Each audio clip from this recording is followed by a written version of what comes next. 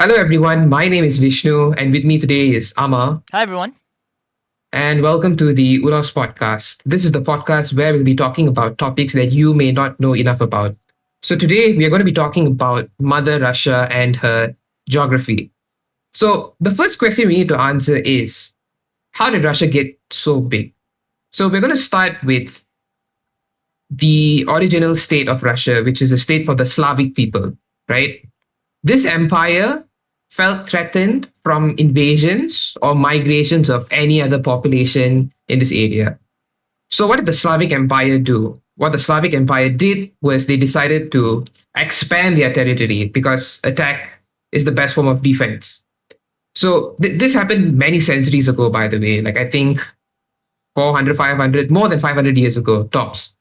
So, what did the Slavic Empire do? The Slavic Empire decided to expand to the east as much as possible. So, this empire went far enough that they were even able to conquer certain parts of Alaska as we know it today, or they just went that far, right? Or to put things in a bit more perspective, around this time when the Slavic Empire was expanding, the Khan Empire still existed. And the Slavic Empire managed to beat the Khan Empire in order to get certain territory, if I'm not mistaken, for the Siberian lands. So now we understand how Russia got so big in the first place. The next question we need to answer is, how does this expansion of Russia protect itself? Ama? Right. So let's start off by a couple of facts about Russia in the first place, right? So the entire huge country of Russia is divided between Asia and Europe. Most of its population being in Europe with over 110 million people there, compared to, say, 34, 35 million in Asia, right? All And right. because of that, as a country with a centralized power system, many of the decisions that are made to protect the country center around Moscow, which is to the west of Russia in the European region, right? Okay. Now let's look at a couple of examples at how a country's geography can protect it, right? Let's start with the US. The US is number one, an ocean away from just about every large military power.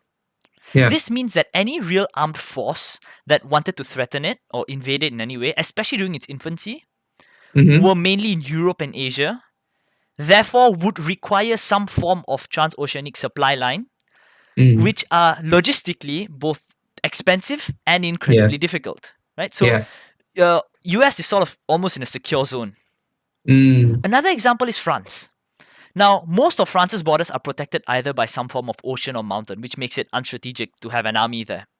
But the eastern half of the northern border is unprotected geographically. And that was something that was exploited by Germany in both World War I and World War II. Right? Now let's look at how territorial expansion and its geography has protected Russia. And for that, we can talk about Siberia. Now, Siberia is located roughly southwest of the Asian part of Russia. And so you would have to cross that to get to Moscow, especially if you're invading from anywhere in Asia. Right? Now, it is so large that simply no army could really invade and make it through to Moscow without some form of something blocking them, really. Because supply lines for one would have to be hundreds of miles long through very inhospitable conditions, right? Yeah. On top of that, armies will also have to make it to the Ural Mountains, which is almost a complete divide from the two parts of Russia to get to Moscow. Now, if we were to completely change directions and say from the south or to the west, right, south and west of Russia, the European part, any army coming would have to, again, cross some form of body of water or go through some mountains, which again makes it very difficult. Based on all of this, we can determine a couple of things, right?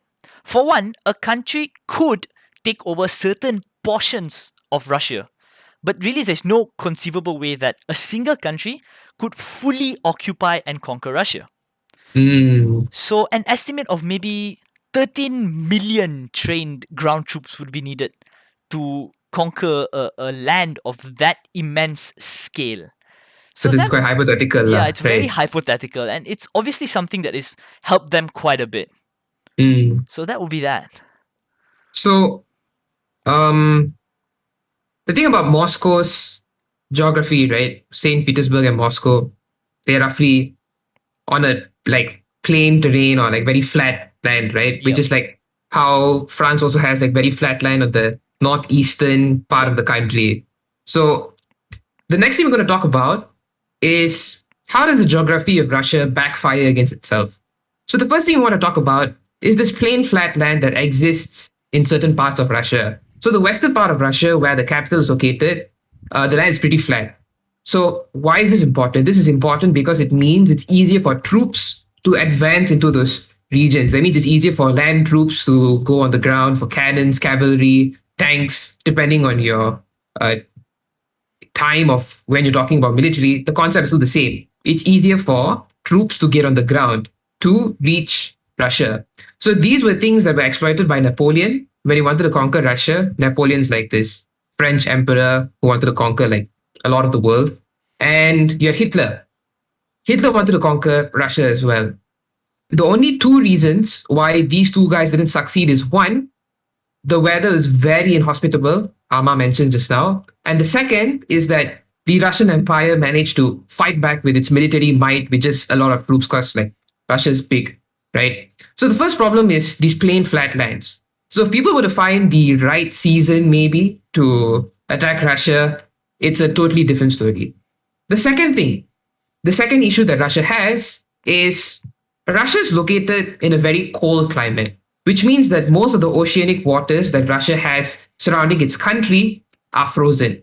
Why is this bad? This is bad because it means that ships cannot go through Russia. Why are ships important? Ships are important for trade, to get supply of resources. So if most of Russia's oceans are frozen, that means most of Russia's ports can't function. So Russia can't trade as efficiently from its borders directly. So what is the other option that Russia has to like get through these oceans, right? The next best thing that goes for Russia is that it has to access the oceans through other countries. For instance, when Russia wants to access like the Mediterranean Sea, Russia has to go through Turkish ports. That means you need to pay extra money in order to go through the Turkish port so that you can trade with other countries around the world. And that costs a lot of money when you like have a lot of ships going through in and out on a daily, monthly, yearly basis. So because of this, if any country wanted to make Russia suffer economically, all they need to do is cut Russia's access to the oceans or to prevent Russian ships from accessing the oceans. Just by doing that, you can significantly cripple the Russian economy. So those are two reasons why Russia's economy can be bad. So understanding this, the next thing we need to talk about is how does Russia try to overcome its geographical weaknesses? What do we have, Amma? Right. So it's like you said, Vishnu, the northern European plain is completely flat and it's Yeah. basically a funnel from Western Europe. The comparative is that every other border has a geographic defense preventing an easy invasion, except that. So what was done by Stalin was that he created a sort of a zone of buffer states. Now, buffer states are essentially states between two rivaling countries that sort of act as a zone where there is no serious conflict. Okay. And it was created by Stalin to defend against the US and their allies. So let's get an example of this. So Right. let's just take for example's purposes Ukraine, right? Yep. So Ukraine's a buffer between Russia and maybe like France or Germany, yep. for instance. That right? would be Okay. some of the examples, right? So now, at the time, the USSR had the manpower and the political power to keep the West very far away from Moscow. So now, out of the 15 or so states that emerged from the Soviet Union, 12 of them joined a Commonwealth with Russia, the Commonwealth of Independent States or something like that it was called, essentially politically aligning themselves with Russia. While 3 joined both NATO and the EU, namely Lithuania, Latvia, and Estonia. Right? So out of 15, 12, that's a very good number. Now, what this means is that they were essentially able to keep political power in the region, therefore, on paper, making it a very strong political buffer between the two regions, right? Between Russia and Western Europe. Yeah. But there are some other geographical locations where are a little bit controversial, a little bit in conflict, right? So a Russian exclave, an exclave is essentially a strip of land that belongs to a country, but is not connected to it by land and is surrounded by all other political entities, right? So let's say there's one Russian exclave of Kaliningrad, the countries of Mm-hmm. Belarus and Ukraine, right? And these Okay. countries cover most of the northern European plain. All right. Now, this now leads into the Russia-Ukraine conflict, which is, number one, a very long topic, so we're going to cover it as briefly as we can.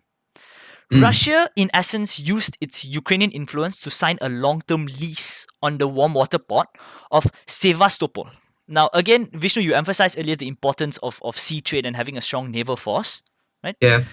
The thing is, Ukraine progressed to be very much more pro-European in the decades after the fall of the Soviet Union, which Mm. was number one a major reason for Russia's invasion of Crimea. Right now, Okay. Putin claimed that this was to save the Russian people who were pro-Russia within a pro-European country, but honestly, it was mostly for getting access to that particular port. The annexation of Crimea after the invasion was essentially a strategic move to keep that warm water port. Mm. Now, a Ukraine that was, say, friendlier to the West would have likely ended Russia's lease on the port, right? So Mm. Putin needed to invade Crimea in order to prevent that very significant blow to Russia's access to water. Now, to put it very simply, you can see here the amount of effort that was put in to maintain that access to the ocean or Correct. oceanic trade lines, which again shows Yeah. how important it is. So, in essence, that's what one of the things that they did really to prevent the problems that would arise. Which is why many countries Mm. that are landlocked often have struggles during trading. That's true. So let me take you back to the Ukraine topic, Yep. right? So I'm pretty sure most of you guys have had some exposure to the Ukraine and Russian conflict, right? So we understand that there is a conflict going on, but we're just trying to understand from like Russia's geopolitical perspective, like why it would want to conquer Ukraine. So the political answer you hear Putin talk about all the time is that, oh, we need to save the Russian population, which is true. Ukraine does have a significant portion of people who believe that Crimea should be under Russia, and there are people who believe that Crimea should be under Ukraine. So that is his political answer. It kind of works because there are people who do want to join Russia genuinely. But the geopolitical answer is the more important cause here because if there's no access to water, you can't trade, your economy suffers. So Russia went ham on Crimea and just annexed it like immediately because they needed to protect their resources. Cool. So the first thing they've done is that they've created a lot of buffer states, right? So the next thing that Russia has, and it's pretty important, is Russia has a lot of oil and natural gas. So Russia has like a lot of reserves for oil and natural gas. Let's just keep it that way. And why is this so important? This is important because Russia is able to trade most of this oil and natural gas to the Western countries that exist, which are mostly European countries. For instance, like Finland, Germany, if not mistaken, even Norway to some extent. Most of these countries buy oil and natural gas from Russia. So why is this important? So when you establish trade with a country, then you have an incentive to not like rub off against these countries in the wrong manner, right? Like for instance, when Russia annexed Crimea, Germany was very hesitant to like negatively comment on Russia's annexation. The main reason being that Russia supplies a lot of oil and natural gas to Germany. So if Germany were to badmouth Russia, that means that they could lose their access to most of these resources. So we need to understand this, right? A lot of the northern European countries are dependent on Russia for oil and natural gas, and even powerhouse economies like Germany or even France to some extent, maybe even the UK. Most of these European countries depend on Russia. So here's how the US tried to prevent this Russian influence. What the US did was they said, hey, we see that you're dealing with the Russians often, right? So what we're going to do is we're going to sell oil from the US, we're going to ship it across the Atlantic, and you're going to buy it from us. So US went to the extent where they would sell some of this oil and natural gas even at a loss, just so that these countries don't buy from Russia. So this is how Russia is trying to play the geopolitical game. They want to protect its borders because they want to feel safe, right? Like if Napoleon has attempted to invade, has attempted, you know your country is unsafe. So, as much as people are going to stereotype Russia and Putin, sometimes for the right reasons, that they are annexing certain regions or they are invading certain areas, the other side of the story is Russia's history of possibly being invaded and being attacked by other countries. And there you have it. This is the podcast session where we talked about Russia and its geography. My name is Vishnu. With me is Amma. Thank you for watching. If you like this podcast session, give a like down below. If you did not like this podcast session, give 2 likes down below. Most of our socials are in the description. We took this topic from real life law. The YouTube channel and the YouTube video will be in the description as well. My name is Vishnu. That's Amma. Thank you guys for watching, and we'll see you next time. Thank you.